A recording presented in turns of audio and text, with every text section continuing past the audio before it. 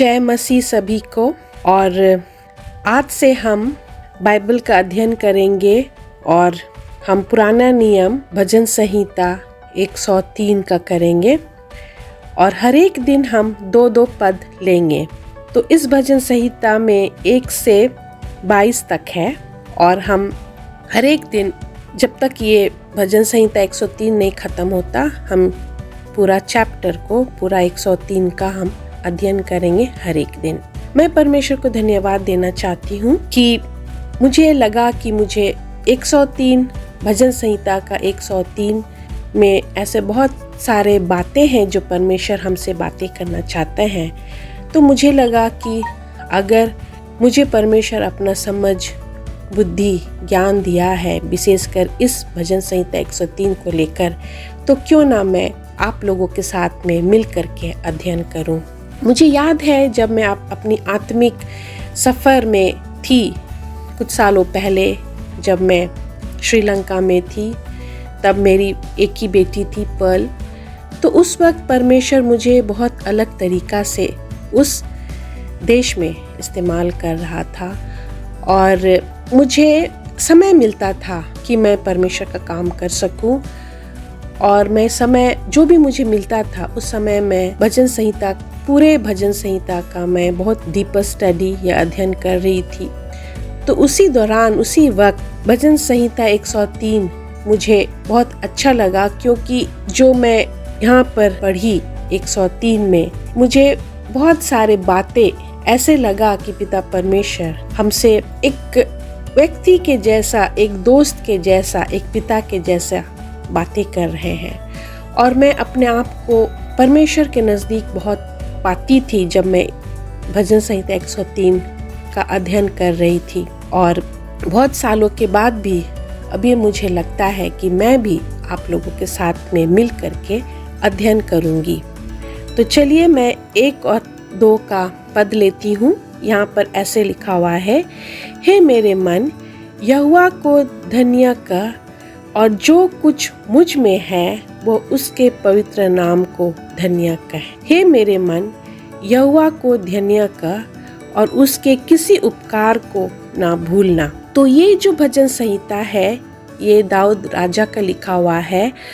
और बहुत बार जब मैं भजन संहिता के ऊपर में मैं बोली हूँ, तो मैं दाऊद राजा के बारे में हमेशा मैं कही हूँ और बोली हूँ। और आज भी मैं यही कहना चाहती हूँ कि वो एक राजा था, लेकिन फिर भी उसका जो रिलेशनशिप, पर्सनल रिलेशनशिप एक सेवियर के साथ जो होना चाहिए, एक पिता परमेश्वर के साथ होना चाहिए, वो बहुत अच्छा था। तो जब हम ये भजन संहिता 103 पढ़ते हैं, तो ये एक दुआ या प्रार्थना नहीं है, लेकिन ये स्तुति गान है। और ये जब वो पिता परमेश्वर से ये 2 पद हम पढ़ते हैं, जब वो महिमा कर रहा था, जब वो स्तुति गान कर रहा था, तो उसी से हमें ये पता चलता है कि वो अपने मन, अपने हृदय से परमेश्वर को धन्यवाद देता था। और वो यही कहता था कि जो कुछ मुझ में है वो उसके पवित्र नाम को धन्य कहे। तो उसके अंदर में जो कुछ भी है, उसके दिल, उसके आत्मा, उसके दिमाग, वो सारा चीज को लेकर के वो परमेश्वर को धन्यवाद देना चाहता था, उसकी महिमा, उसकी स्तुति, उसकी प्रशंसा करना चाहता था। और वो फिर से हमेशा बार बार, आप जब हम पूरा अध्ययन करेंगे तो आप देखिएगा कि वो यहोवा को बहुत बहुत धन्यवाद देता था और दिया है। और वो उसकी जो उपकार है पिता परमेश्वर को, उसको भी उसने नहीं भूला है। तो जब एक राजा या दाऊद राजा जब ऐसे कर सकता है, तो हमको भी उनसे बहुत कुछ सीखने को मिलता है। तो हम भी इसको एक प्रार्थना लेकर के नहीं पढ़े, लेकिन एक स्तुति गान, उसको महिमा देने के लिए हम पढ़े। और हमारे अंदर में भी हमारा आत्मा पुकारे पिता परमेश्वर को, और हम भी पिता परमेश्वर को हमेशा महिमा स्तुति गान दे। और यहाँ पर दाऊद राजा ये भी कहता है कि तू मुझे बढ़कर के दिया है और मैं उसके लिए कभी भी कुछ भी मैं कर लूँ, मैं वापस नहीं दे सकता हूँ। बस मैं एक ही काम कर सकता हूँ कि मैं तुझे महिमा, स्तुति, प्रशंसा कर सकता हूँ हर एक दिन, सुबह, शाम, दोपहर। और मैं उस योग्य नहीं हूँ, लेकिन फिर भी मैं तुझे वापस महिमा दे सकता हूँ। और हमें भी उसके जीवन से ये सीख मिलता है कि हम परमेश्वर के योग्य नहीं हैं, लेकिन फिर भी परमेश्वर हमें इतना अपना प्रेम दिखाया, सिखाया, तो वापस अगर हम उसे कुछ देना चाहते हैं तो हमें उसकी महिमा करना चाहिए, उसकी हमें स्तुति करना चाहिए, उसकी हमें प्रशंसा करना चाहिए, उसको हमें पहला स्थान देना चाहिए। हर एक दिन जब हम उठते हैं सुबह, और वो दिन सुबह से लेकर के शाम तक जब पवित्र आत्मा हमसे बातें करता है, तो हमें ये अंदर से होना चाहिए कि मैं किस तरह से पिता परमेश्वर को धन्यवाद दूं, किस तरह से पिता परमेश्वर का नाम को ऊंचा करूं, अपने कामों से, अपने बात, विचार, स्वभाव से। तो ये बहुत बड़ा बात है और परमेश्वर इससे बहुत खुश होता है। और ये 2 पद में हम बहुत कुछ हमें पवित्र आत्मा सिखाता है कि हमें कभी भी पिता परमेश्वर को कंप्लेन नहीं करना चाहिए, कभी भी हमें अपना मन को छोटा नहीं करना चाहिए, अपना दिल को नहीं दुखाना चाहिए। क्योंकि आज तक पिता परमेश्वर आपके जिंदगी में, जब मैं आपसे बातें कर रही हूँ, तो आप सोचो कि जब से आपने होश संभाला और जब से आपको पता चला कि हाँ, एक स्वर्गीय पिता है, उसने आपके जिंदगी में क्या क्या किया, हर एक दिन आपके लिए वो क्या क्या किया। हम सब पापी हैं, हर एक दिन हम पाप करते हैं, लेकिन पिता परमेश्वर हमें हमारे पापों से नहीं तौलता। पिता परमेश्वर हमारे पापों को देख करके वो ये नहीं बोलता कि तू पापी है, मैं तुम्हारे पास नहीं आऊंगा, तू पापी है, आज मैं तुझे सांस नहीं दूंगा जीने के लिए, मैं तुझे सूरज का किरणें नहीं दूंगा, मैं आज तुझे खाना नहीं दूंगा, मैं आज तुझे खुशहाली का दिन नहीं दूंगा। नहीं, पिता परमेश्वर कभी नहीं कहता है, कभी वो तौलता नहीं, कभी वो नापता नहीं, कभी वो हिसाब नहीं रखता। चाहे हम जितना भी बड़ा से बड़ा भूल, गलती, पाप करते हैं, लेकिन पिता परमेश्वर का प्रेम हर एक दिन हम अपने जीवन में देखते हैं। और यहाँ पर दाऊद राजा भी वही कहता है कि मैं किस तरह से तुझको मैं धन्यवाद दूं, मेरे पास शब्द नहीं है, बस मैं तेरी महिमा करना चाहता हूँ, मैं तेरा नाम को ऊंचा करना चाहता हूँ। जैसे 2 में यहाँ पर लिखा हुआ है, हे मेरे मन, यहोवा को धन्य कह और उसके किसी उपकार को ना भूलना। और ये बहुत सही है। मनुष्य लोग, इंसान जो परमेश्वर से अपने आप को दूर कर देते हैं, वो भूल जाते हैं परमेश्वर की उपकार को। वो कभी कभी क्या होता है, हम बहुत सारे लोगों को देखे हैं, या आप भी देखे होंगे, कि जब उनके साथ कुछ ऐसा होता है और जब परमेश्वर उनको उस जोखिमों से बचाता है, या उस बीमारी से उसको मुक्ति दिलाता है, या जो कुछ भी उसके जिंदगी में परेशानियां होती है, वो सारे चीज से जब वो बाहर निकलता है, तब उसके जिंदगी में एक टेस्टमनी होता है। तो वो टेस्टमनी वो शेयर तो कर देते हैं, लेकिन कुछ महीनों या कुछ साल में वो भूल जाता है। तो यहाँ पर ये पद जब हम पढ़ते हैं, तो यहाँ पर दाऊद राजा यही कहता है कि उसके किसी उपकार को ना भूलना। तो हमें आपको उसके किसी उपकार को नहीं भूलना है। छोटे से छोटे आशीष जो पिता परमेश्वर आपको दिया है, उस आशीष को कभी ना भूले। हमेशा पिता परमेश्वर से आप ग्रेटफुल रहो। और वो एक मेरा जो विचार है, मेरा जो सोच है, जो मैं हमेशा बोलती हूँ, कहती हूँ, कि अगर हम पिता परमेश्वर को भूल जाएंगे, उसके उपकारों को भूल जाएंगे, अगर हम ग्रेटफुल नहीं होंगे, अगर हम थैंकफुल नहीं होंगे, अगर हम धन्यवादित नहीं होंगे, तब हम लोग के प्रति भी धन्यवादित नहीं होंगे। और जब लोग हमें मदद करेंगे, जब लोग हमें सहायता देंगे, जब लोग हमें किसी चीज का जरूरत होता, जब हम परमेश्वर वैसे लोगों को हमारे बीच में भेजते हैं, तब हमें हमेशा उनका उपकार नहीं भूलना चाहिए और हमें हमेशा ग्रेटफुल, थैंकफुल होना चाहिए। वही इंसान अनग्रेटफुल होता है, वही इंसान सेल्फिश होता है, स्वार्थ होता है, जो पिता परमेश्वर को नहीं समझ पाता है। अगर वो हर एक दिन अगर वो पिता परमेश्वर को धन्यवाद देता है उसके जिंदगी के लिए, एक सांस के लिए, एक पानी के लिए, एक भोजन के लिए, तो वो आदमी कभी भी स्वार्थी नहीं होगा। लोग उसको मदद करेंगे तो हर एक लोगों का मदद को वो याद करेगा या करेगी। जिंदगी कट जाएगा, बहुत साल हो जाएगा, लेकिन हर एक चीज़ को वो नहीं भूलेगा कि हाँ, इस इंसान ने मुझे यहाँ पर मदद किया था, इस इंसान की वजह से आज मैं यहाँ हूँ।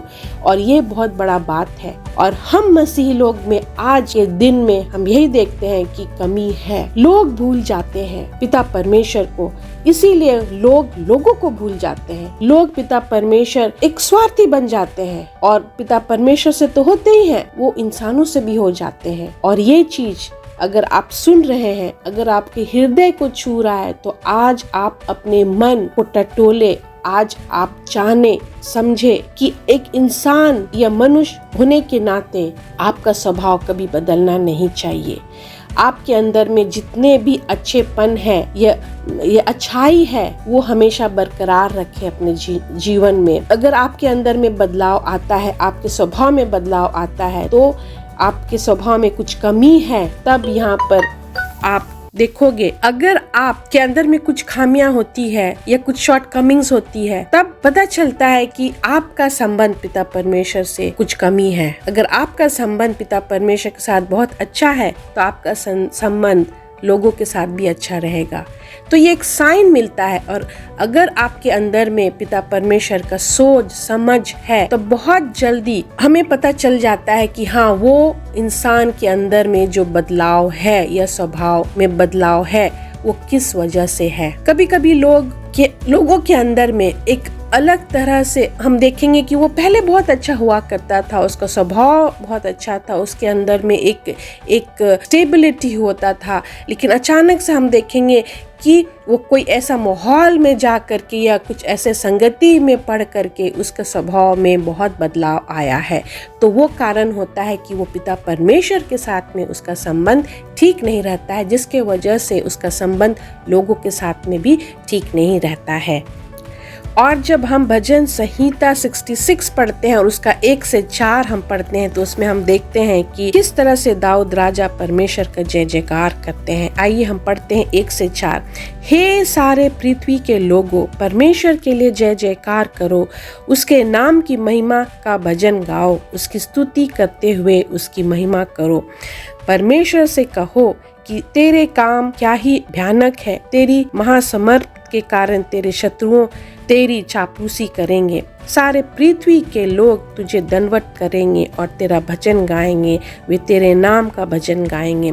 तो हमें भी परमेश्वर का हमेशा दंडवत करना है, हमें भी परमेश्वर के लिए हमेशा भजन गाना चाहिए। और चाहे हमारे जिंदगी में या आपके जिंदगी में कितना ही मुश्किल का हालात हो, मुश्किल के समय हो, तो आप हमेशा परमेश्वर की महिमा स्तुति करें, भजन गाएं। और आप देखोगे कि वो जब आप भजन गाएंगे, तो आपकी जो प्रॉब्लम्स है, आपके जो एंजाइटी है, आपके जो मुश्किल के हालात हैं, वो आप भूल जाओगे। जब आप संगीत गाओगे परमेश्वर के, जब आप उसकी जय जयकार करोगे, जब आप उसके दंडवत करोगे, तो आप भूल जाओगे, क्योंकि पवित्र आत्मा तब आपको कंट्रोल में ले लेगा। आपके मन को, आपके सोच को, आपके सोल को वो सारे अपने कंट्रोल में कर लेगा। और इसीलिए यहाँ पर दाऊद राजा कहता है कि हमें कभी भी कंप्लेन नहीं करना चाहिए, लेकिन कंप्लेन की जगह में हमें पिता परमेश्वर की महिमा स्तुति गान करना चाहिए। और हमें यहाँ पर बहुत कुछ सीखने को मिलेगा। आज तो मैं ये शुरू की हूँ सिर्फ 2 पद से, लेकिन आने वाला दिन जब हम भजन संहिता 103 का हम अध्ययन करेंगे, तो हमें बहुत अच्छे बातें सीखने को मिलेगा।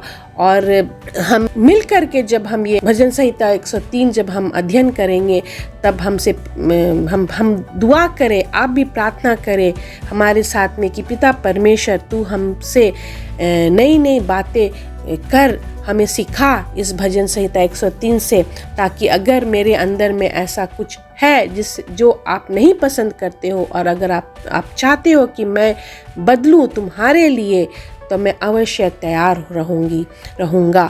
तो ये जो हमारा अध्ययन होगा, बाइबल स्टडी जो हम करेंगे भजन संहिता 103 का, तो आप अपना मन को तैयार करें। हर एक दिन जब हम करेंगे, तब आपसे परमेश्वर खुद बहुत सारे बातें आपसे बातें करेंगे, जो आप शायद कभी सुने नहीं होंगे। आपको वो सब चीज़ सुनने को मिलेगा, जो आप अगर आप कुछ ऐसा नहीं कर पा रहे थे, तो आप ये अध्ययन करने के बाद में पवित्र आत्मा आपको मदद करेगा।